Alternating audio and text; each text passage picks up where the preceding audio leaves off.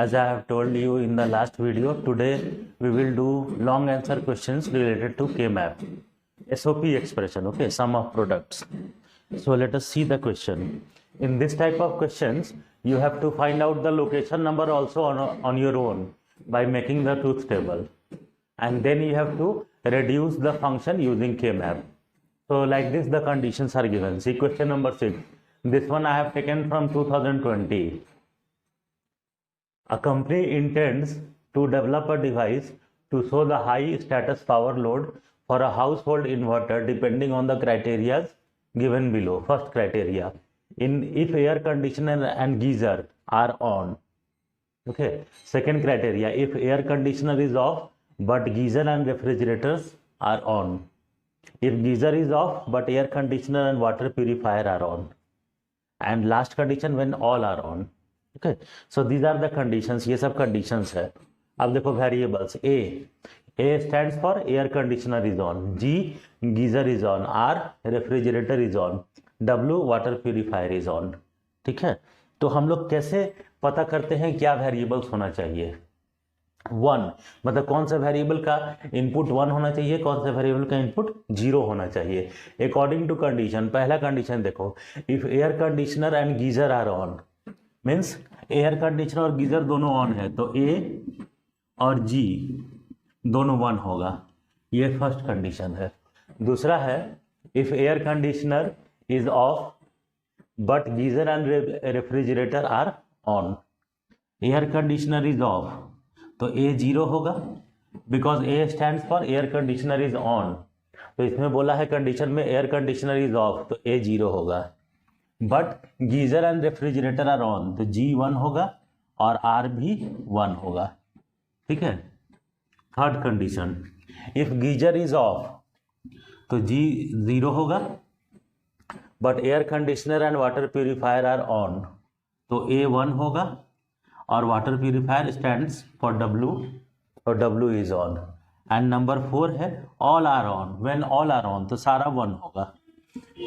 A1 G1 R1 W1. अब ये find करने का पर्पस क्या है, ये कौन से वेरिएबल 0 होगा, कौन से वेरिएबल ऑन होगा, क्योंकि इसी कॉम्बिनेशन पे हमको आउटपुट 1 मिलेगा ट्रूथ टेबल में. ये A1 G1 जहाँ होगा वहाँ आउटपुट 1 होगा. A0 G1 R1 होगा, वहाँ आउटपुट 1 होगा.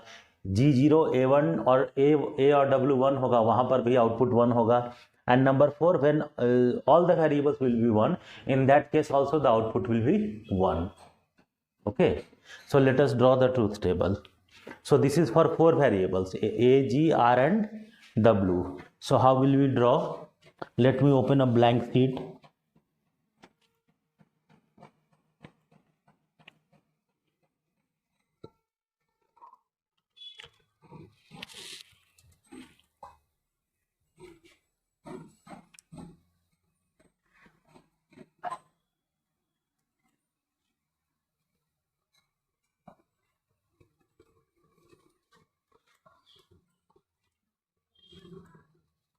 Notepad, this one I will use. Okay, so how will I write the truth table?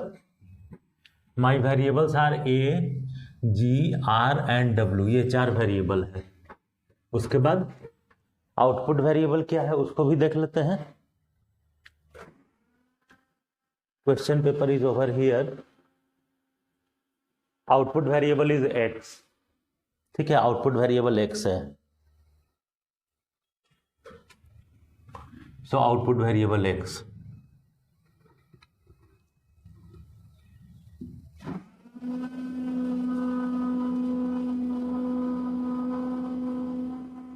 Okay. Now how to fill up the truth table? ऐसे तो हम लोग truth table वर्टिकली फिलअप करते हैं. ठीक है, लेकिन वर्टिकली याद रखना थोड़ा पॉसिबल नहीं है. 0 0 पहला तो ठीक है, सब में 0 होगा. तो इसको याद रखने का हम एक टेक्निक बताते हैं. जैसे 4 वेरिएबल्स है A, G, R and W, तो 2 to the power 4 कितना बिट्स हो गया, 16 बिट्स. 16 बिट्स मीन्स 8 zeros एंड 8 ones.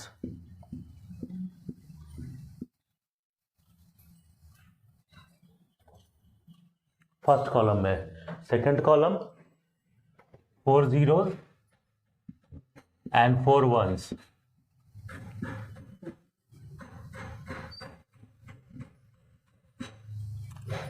Third column we will write 2 zeros and 2 ones. This is the only way of remembering. And then last column 0 1 0 1.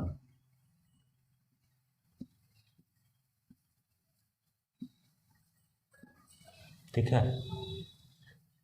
ऐसे horizontal lines भी draw कर लो। Ruled page पे लिखना आसान होता है, ब्लैंक पेज पे दिक्कत होता है व्हाइट बोर्ड में।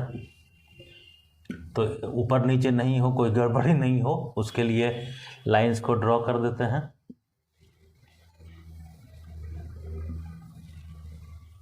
First combination A1 and G1।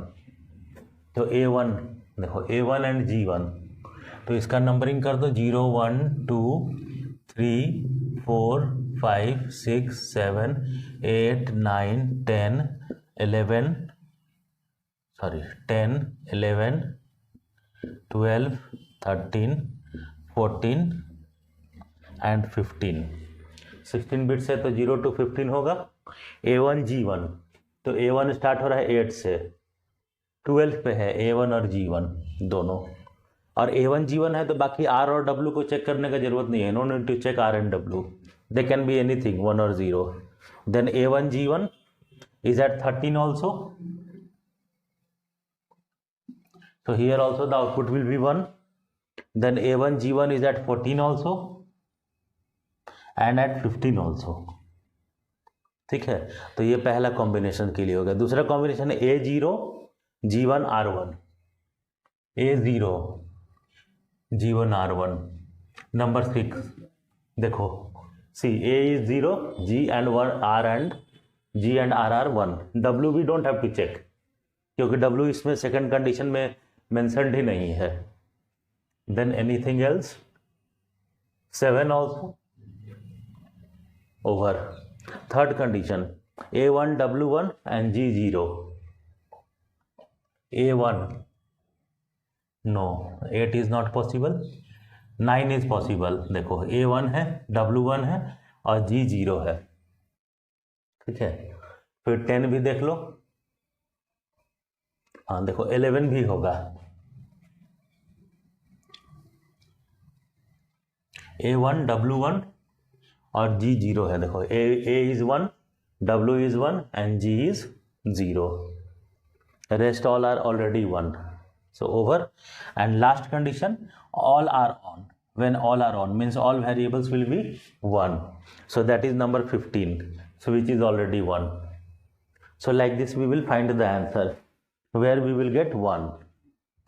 now rub the combinations, these are no more required।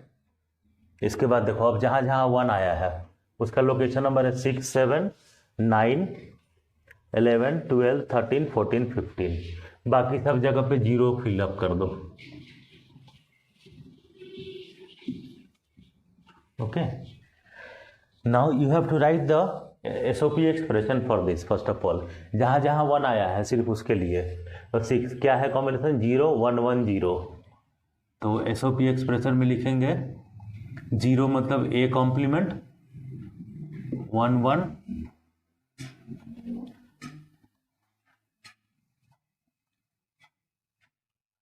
0 plus 7 0 1 1 1, तो A complement GR W। 9 1 0 0 1 1 0 0 1। 11 1 0 1 1 1 0 1 1। 12 1 1 0 0 1 1 0 0। 13 1 1 0 1 1 1 0 1। then 14 1 1 0 means AGR complement, and 15 all are 1, तो AGR and W। तो ये हो गया SOP expression. तो इतना होगा 5 marks का। Making the truth table finding the output where output is 1 and then writing the SOP expression. Okay, then come to the function.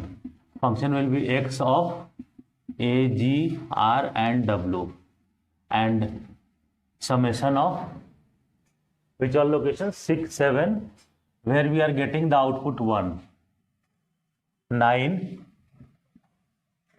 then 11 to 15. So this we have got. Now K-map I have already taught you.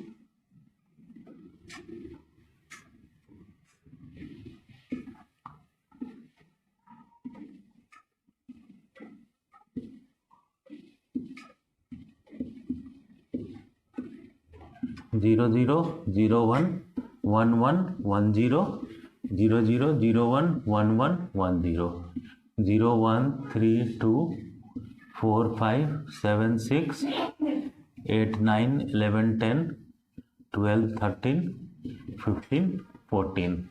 These are our structure of K-map. Then location numbers are 6 7 9 11 12 13 14 15.